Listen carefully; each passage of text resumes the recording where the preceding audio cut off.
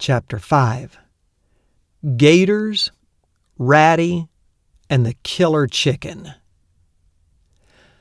When little Eddie was in the 3rd grade, he saw an advertisement in the back of a Marvel comic book for a pet alligator. No kidding! You sent in $5, and in a couple of weeks, a box from Florida would arrive at your mailbox with an honest-to-goodness baby alligator inside. It sounded too good to be true. So Eddie saved up his allowance and collected more pop bottles. He cut the coupon out of the back of the comic book and carefully filled in his address.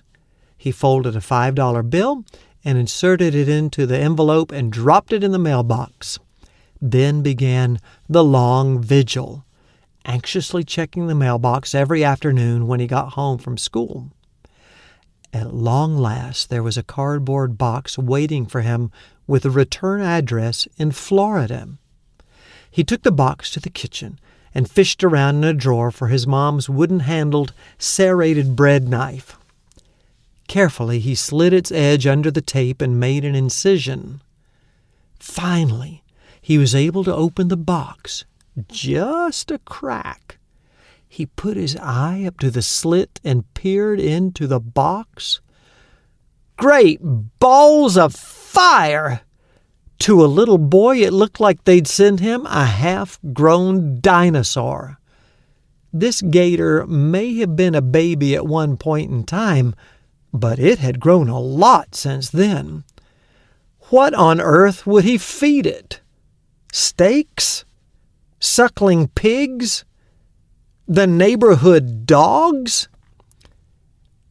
As it turned out, he didn't have to worry about feeding it for more than just a few weeks.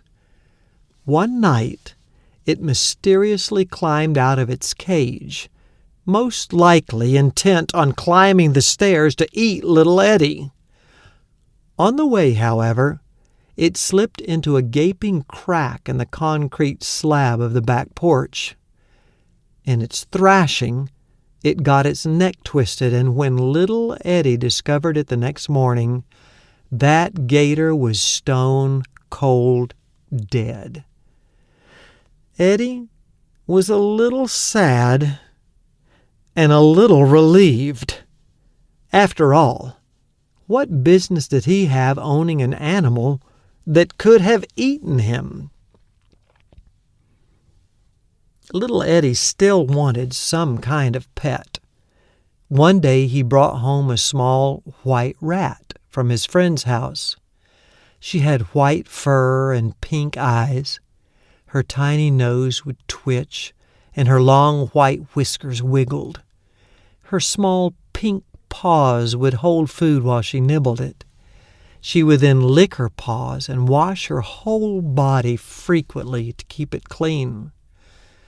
The only thing about her that was disgusting was her long, scaly rat tail. But poor thing, she couldn't help it. Little Eddie decided to name her Ratty. He thought the name fit her well. Eddie fell in love with Ratty. She would run around on his blankets and hide in the tunnels he would make for her. She would take bits of dog food from his hand and sit up to eat them. She would snuggle into the soft place behind his ear when she rode on his shoulder. She hid in his pocket when he walked around the house. One day, Eddie decided to make a parachute for Ratty.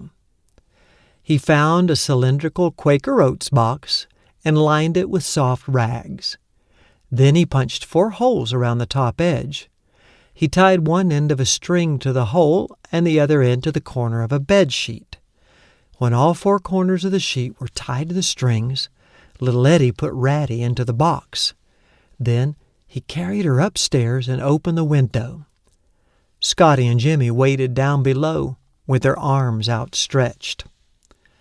On the first try, little Eddie threw Ratty out the window, but the bedsheet got tangled. Ratty plunged toward the ground, but at the last minute she hit Scotty in the face. not so good for Scotty, but a lifesaver for Ratty. The boys looked her over and asked if she wanted to try again. She looked at them intently with her pink eyes and twitched her whiskers. They took that to mean yes. On the second try, little Eddie made sure the bed sheet was all the way out the window and ready to spread in the air. He counted 1, 2, 3, and pitched her out. This time the parachute worked perfectly, and Ratty sailed gently down to the ground. When the boys asked her if she wanted to go again, there was a different look in her pink eyes, a sort of pleading look. Eddie thought he saw a tear. They decided she'd had all the fun she wanted for that day. The next week, little Eddie took her out exploring in the cow pasture beside their house. It was overgrown with tall grass and flowers. Eddie thought it would be like a jungle for Ratty. He led her down and she began to sniff the flowers and nibble the grass. He turned his head for a minute, and when he looked back, Ratty was gone. She'd scurried down a tunnel under the grass and was nowhere to be found. Little Eddie panicked. He pulled up tufts of grass and dug through the weeds, but Ratty was gone. After 10 minutes of searching, little Eddie sat down in the grass and cried. He cried the next day and the next. After a week had gone by, he opened the door to the basement stairs where Ratty's cage sat on its shelf.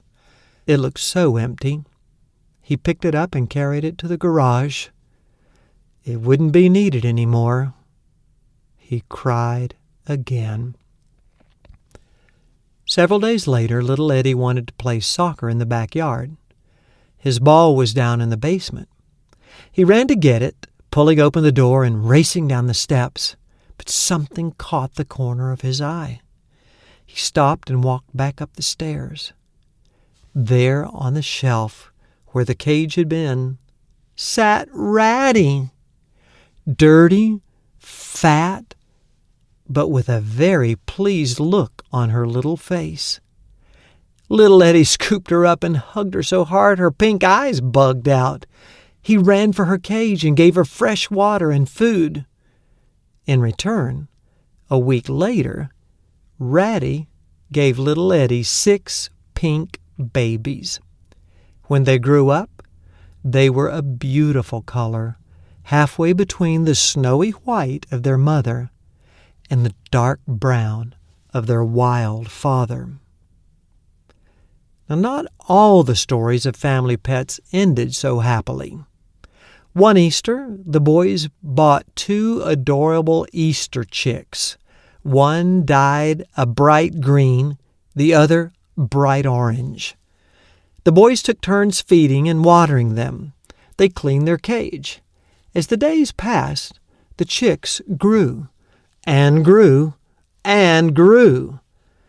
And by summertime, they'd lost all their colored baby feathers and had become large white roosters, parading aggressively around the yard. One morning, Eddie's mom put his 1-year-old brother, Greg, out on the patio to get some sun. He was playing happily when up strutted one of the roosters. His hackles raised and he dropped his head. He spread his wings stiffly to his side and scratched the ground. He looked baby Greg menacingly in the eye. And then with a rustle and a flash, he leaped into the air and pounced on Greg's head. He dug his sharp claws into Greg's tender scalp and flogged him mercilessly with his stiff wings. Greg let out a cry that you could have heard in the next county. In 2 seconds, little Eddie's dad was out the door and at Greg's side. In another half-second, his hand was around that rooster's throat. In one rapid, graceful movement, the rooster rose high overhead and came down with a crack. That was the last time he tried to pick a fight with Baby Greg.